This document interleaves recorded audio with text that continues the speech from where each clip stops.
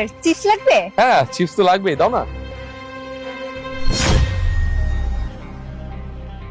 আরে পরশ, তুমি এখানে? ফয়েজ তুমি এখানে? আরে আমার কথা ছাড়ো, আগে বলো তুমি এখানে কি করছো? ও মাই গড, তুমি চিপস বিক্রি করতেছো? হ্যাঁ তোমার এত অবনতি হয়েছে? ফয়েজ তুমি কি ওনাকে চিনো? আরে চিনবো না কেন? আচ্ছা তোমার কি মনে আছে আমি একটা মেয়ের কথা বলেছিলাম যে আমি যখন কলেজে পড়তাম তখন একটা মেয়েকে অসম্ভব ভালোবাসতাম, তাকে অনেক পছন্দ করতাম, কিন্তু সে মেয়েটা আমাকে রিজেক্ট করেছিল, আমাকে পাত্তাই দেয় নাই। ও সবসময় কি বলতো জানো? যে ও নাকি অনেক বড় কিছু করে দেখাবে, অনেক বড় অফিসার হবে, অনেক কিছু করবে। সেই মেয়েটা হচ্ছে এই মেয়েটা যার কথা আমি তোমাকে সবসময় বলতাম। কি পরশ, এখন তোমার এত বড় বড় কথা কোথায় গেল বলো তো? হ্যাঁ কোথায় তোমার পড়াশোনা, কোথায় তোমার এস্টাবলিশ জীবন? হ্যাঁ কোথায়? কিচ্ছু নাই, তাই তো? শোনো, তুমি তোমার লাইফে সবচেয়ে বড় ভুল করছো কি জানো? আমার মতো ছেলেকে রিজেক্ট করে। আর যদি তুমি সেদিন আমার প্রপোজাল অ্যাকসেপ্ট করতে তাহলে তুমি আমার বউ হতে, আমার সাথে লাইফ লিড করতে পারতে, লাক্সারি লাইফ। কিন্তু তোমার এখন কি অবস্থা দেখছো? হ্যাঁ সামান্য চিপস বিক্রি করতেছো, আর কি ড্রেস পরছো ফকিন্নিদের মতো, তোমার কেমন দেখাচ্ছে? হ্যাঁ আমার মনে হয় কি জানো, তুমি কোনো রিক্সাওয়ালা বা ভ্যানওয়ালাকে বিয়ে করতো, বিয়ে করে সংসার করতেছো। মানে সারাদিন সে রিক্সা চালায়, ভ্যান চালিয়ে, যে কয় টাকা পায়, আর তুমি এই চিপস করে যা পাও সেটা দিয়ে তোমাদের সংসারটা কোনো রকম চলে যাচ্ছে। হ্যাঁ আসলে কি কথায় আছে না, গাধায় পানি খায় ঘোলাইয়া, তোমার অবস্থা হচ্ছে সেরকম। তুমি হচ্ছে একটা গাধি, ঘুলিয়ে পানি খাও, বুঝছো? যাই হোক, তোমার সাথে এত কথা বলে আমার লাভ নেই, বুঝছো? তোমার সাথে কথা বলার রুচি আমার নাই, নষ্ট হয়ে গেছে, একদম নষ্ট হয়ে গেছে। তুমি একটা কাজ করো, এই চিপসগুলো কত করে? 10 টাকা করে প্যাকেট। ও 10 টাকা, দাও চিপস দাও। কয়টা লাগবে?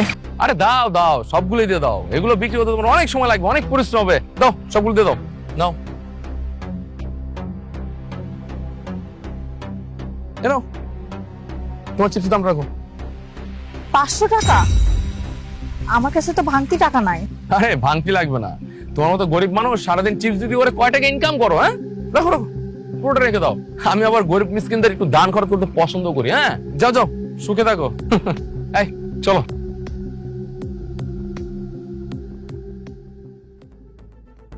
আসসালামু ম্যাডাম।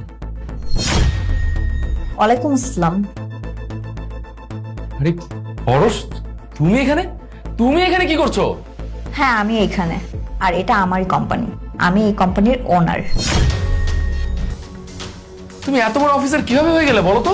আরে তুমি তো বছর 5 আগে তোমাকে দেখেছি রাস্তায় ঘুরে ঘুরে চিরচুটি করতে, আর হঠাৎ করে আঙুর ফুলে কলা গাছ হয়ে গেছো। How can possible? তুমি কি ভেবেছো মানুষ সারা জীবন এক জায়গাতেই আটকিয়ে থাকে? আল্লাহ কখন কার ভাগ্যে কি লিখে রেখেছেন একমাত্র আল্লাহই জানে। তুমি তো জানোই আমার অনেক বড় স্বপ্ন ছিল আমার একটা কোম্পানি হবে। আমি জীবনে অনেক স্ট্রাগল করেছি, ছোট ছোট ব্যবসা করেছি, সে ব্যবসার জমানো টাকা দিয়ে না আমি এত বড় একটা কোম্পানি দাঁড় করিয়েছি। আসলে কি জানো, মানুষের লক্ষ্য যদি অটল থাকে তাহলে মানুষ অনেক কিছু করতে পারে। তুমি আগেও বিয়াদব ছিলা, এখনো বিয়াদবই আছো, তোমার ভিতরে না কোনো চেঞ্জ নাই। তুমি মানুষকে মানুষ মনে করো না, যাদের টাকা আছে, যাদের পজিশন আছে, শুধু তাদেরকেই সম্মান করো।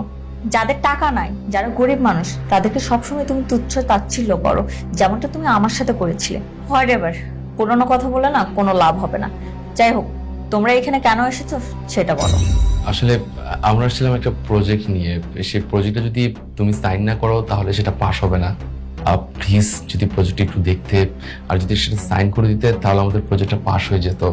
আর এই প্রজেক্টটা যদি পাস না হয় তাহলে আমরা পথে বসে যাব। প্লিজ। নো ওয়ে, আমি তোমার প্রজেক্টটা দেখবো না, সাইনও করবো না। কারণ কি জানো, তোমার অনেক অহংকার, আর এই অহংকারের জন্য তোমার আজকে এই পরিণতি। এই যে দেখো না তোমার পজিশন কোথায় আর আমার পজিশন কোথায়, আর এই অহংকারের জন্য না আল্লাহ তোমাকে আমার কাছে নিয়ে এসেছে। আমি তোমার ফাইলটা কখনোই সাইন করব না, তুমি আসতে পারো। ম্যাম, আপনার তো রাগ হচ্ছে ফয়েজের সাথে, আমার সাথে না। আর এই প্রজেক্টটা আমার ড্রিম প্রজেক্ট, আর এই প্রজেক্টটা যদি পাস না হয় তাহলে আমরা পথে বসে যাব। হ্যাঁ আপনি ঠিকই বলেছেন, আপনার সাথে আমার কোনো ঝামেলা নেই। যা ঝামেলা ফয়েজের সাথে, আপনার সাথে না। আর ফয়েজ যেটা আমার সাথে করেছে, আমিও যদি সেম কাজটা ওর সাথে করি তাহলে তো আমি ওর মতনই হয়ে গেলাম। আচ্ছা আপনি একটা কাজ করুন, আপনি ফাইলটা দিন, আমি দেখছি। ফাইলটা দাও।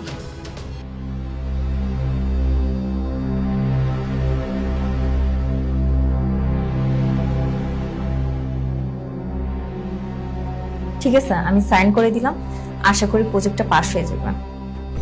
Ma'am thank you so much, অসংখ্য ধন্যবাদ ম্যাম। আপনার মন মানসিকতা অনেক বড়, আপনি জীবনে আরো বড় হতে পারবেন। Thank you so much.